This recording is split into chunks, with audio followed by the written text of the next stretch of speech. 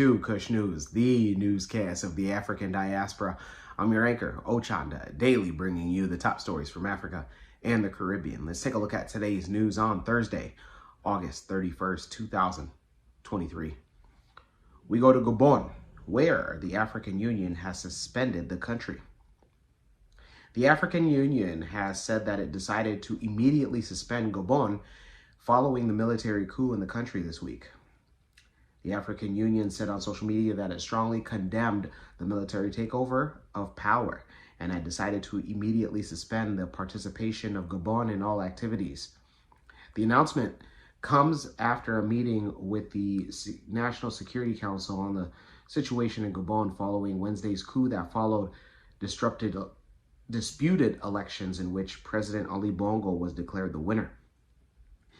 It said the meeting was chaired by African Union Commissioner for Political Affairs, Bankole Adeoye of Nigeria.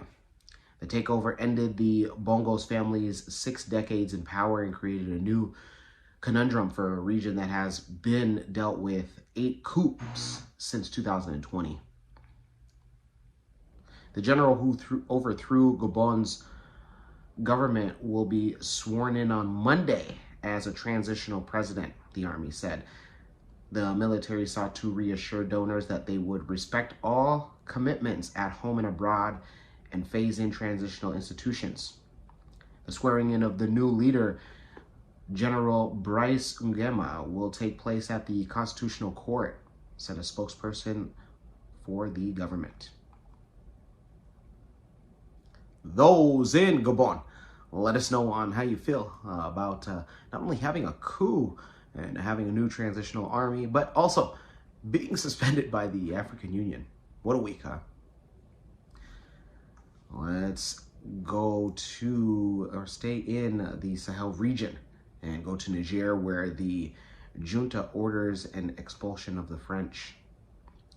Niger's military junta has revoked the diplomatic immunity of France's ambassador and ordered police to expel him from the country.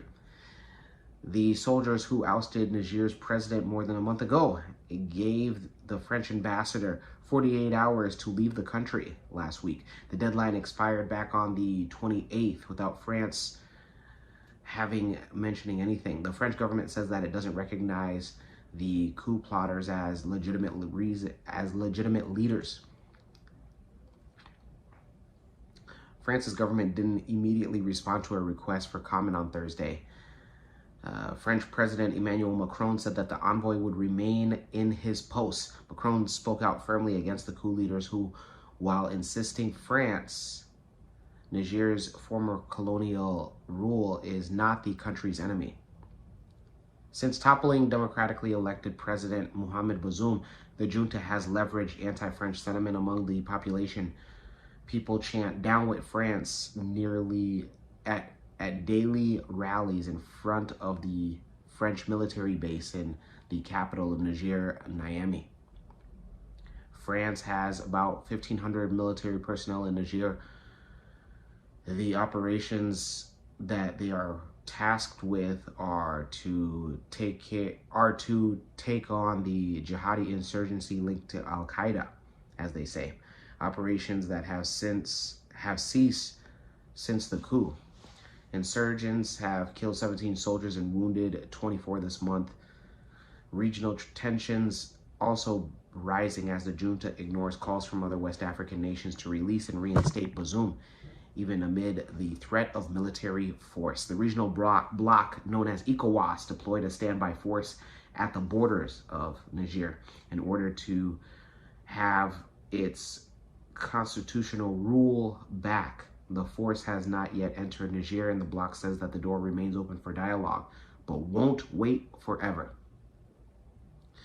Those in Niger, let us know on how you feel. Let us know if you also support the expulsion of the French ambassador in the country.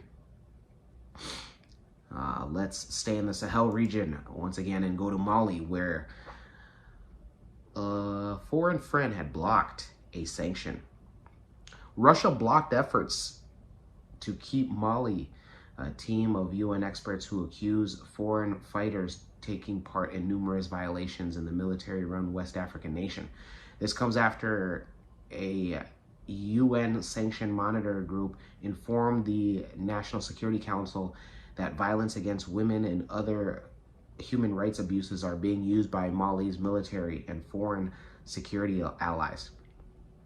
On August 30th, 13 of 15 members of the UN Security Council supported a motion that would have maintained the experts and extended the sanctions against Mali for another year. However, Russia used its veto at the United Nations summit to thwart the extension plan put up by France and the United Arab Emirates. The sanctions were initially put in place back in 2017 to promote a peace agreement. Despite wanting to fast end the independent monitoring team, Russia suggested extending the sanctions for one final year. Western governments accused Russia of retaliating against the United Nations after they criticized Malian forces and their foreign security partners. The United States has accused Russia's Wagner Group of about 1,000 fighters stationed in Mali with orchestrating the country's military's actions. And back in July, the United States sanctioned Mali's defense minister and 2 military officers, accusing them of facilitating expansion of the Russian mercenary group. Those in Mali, let us know on how you feel about Russia coming ahead and vetoing more sanctions. Let's go to the Caribbean, and there we go to Haiti, where next week Caribbean leaders are to meet and discuss the situation. Caribbean community leaders, known as CARICOM, will meet next Wednesday to discuss the ongoing social and political situation in Haiti. Prime Minister Roosevelt Skerrit of Dominica announced.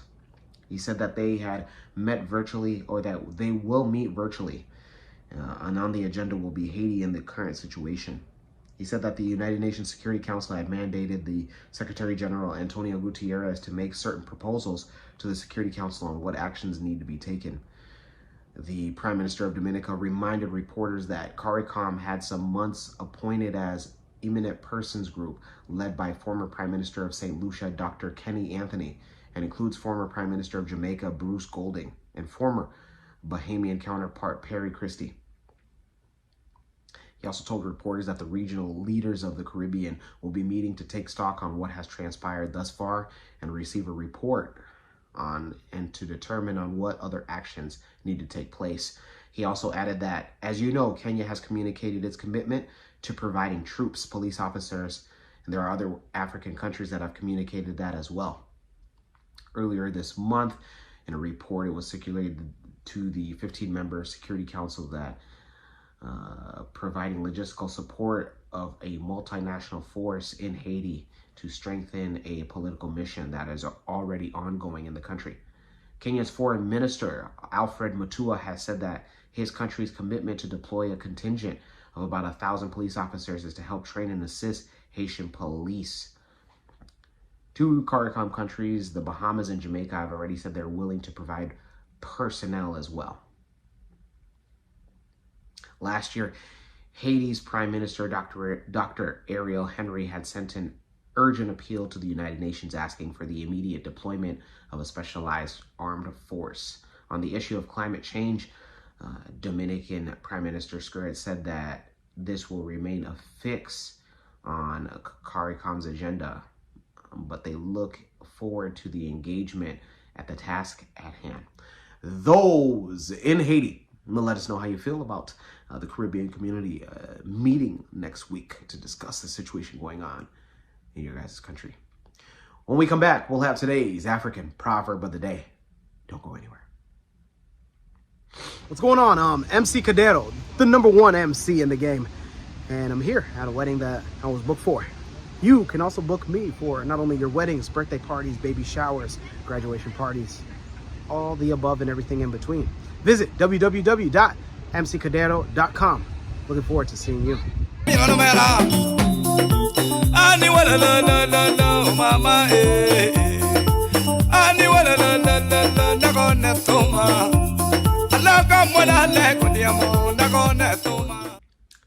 Welcome back. Let's take a look at today's African proverb of the day, and it comes to us from no particular African nation and or ethnic group, and it reads, no matter how beautiful and well-crafted a coffin might look, it will not make anyone wish for death. Once again, no matter how beautiful and well-crafted a coffin might look, it will not make anyone wish for death. African proverb. Yeah.